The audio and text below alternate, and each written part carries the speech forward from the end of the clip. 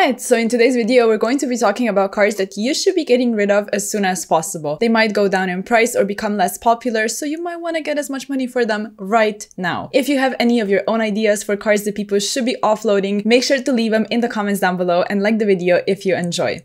So for the first card, we're going to be covering Dogmatika Maximus, and mainly I want to talk about its original printing in Rise of the Duelist. Basically, this card alongside Nadir's Servant and a couple of the targets in the extra deck is going to be really nice in two decks.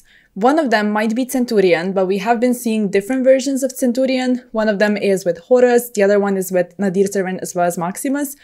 Or you can also use it in the deck that's dropping in January, so that's a little while away, but still you want to be familiar with all of these decks. And I'm talking about the Ritual archetype that's dropping in Phantom Nightmare. Basically, Maximus is like around, the price gen is around 8 to 9 euros for the original printing. So if you have copies lying around, I would just get rid of them. Essentially, you want to be sending some really nice targets to the graveyard like we have been doing with Maximus so far. There's Entes. You can also send Garura if you want, or Herald of Arclight in the Ritual deck. But we also have a new monster coming in a Phantom Nightmare as well, which is called the Enigmaster Pogbit. This is like the translation right now. And it's basically triggering if it's sent to the graveyard. The effect is that you can target one monster in your grave or one face-up monster your opponent controls, discard one card, and if you do, place the targeted monster face-up in its owner's spell and trap zone as a continuous trap. So this is basically a form of removal, or you can also use it for your own purposes if you want. But those would be some of the cool targets, and that's why Maximus is probably going to be a really nice card that you can get rid of if you don't really want to play these archetypes. Next up, when it comes to some Dispia stuff, we have the Dispia Nduluwa Lilith, which is the level 12 Synchro. That's also going to be seeing play probably in Centurion. People might play it, they might not, but from what I've been seeing, the builds are incorporating this card. You only play one copy and you have enough space to play it, and since it's level 12 and you can make level 12s, it's nice. Maybe we have just been underestimating this card.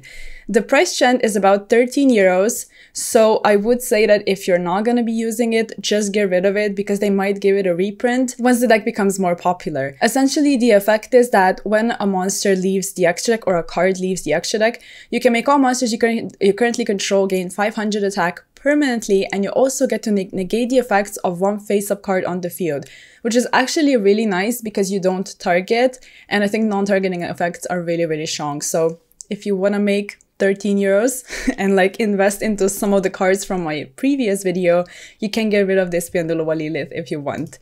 Next up, we have Fenrir, and Fenrir is kind of awkward to talk about because like you kind of have to own Fenrir, but if you don't want to use it or you have extra copies, you can also get rid of it because it's going up in price, and if you wait just a week maybe, you might be able to get like close to 20 euros for a copy, which is not so bad. If Fenrir actually gets hit on the winter ban list, I think it's really nice to make some money right now because the price is definitely gonna drop.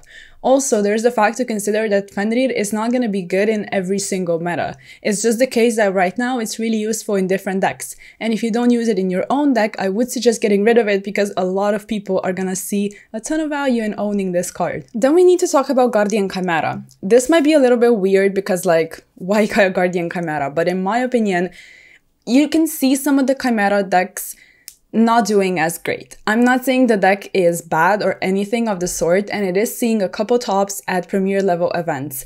There's just the fact to consider that we're in an insanely diverse meta, and as soon as more decks become popular, people just might want to stray away from Chimera and play something else.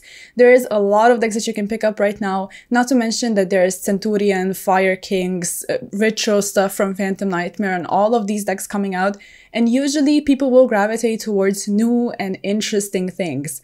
And if you look at Guardian Chimera, it has two printings, but the recent one was in Maze of Memories, which is almost a year back if you think about it. So they might give it a really cheap reprint, and right now you can get almost 30 euros for one copy. I would just offload them because if you don't have use for them, it's kind of free to get like 50 euros for two maybe, or something like that, because usually the Chimera decks would be playing two copies.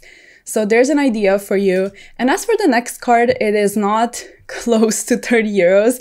It's more like 3 euros.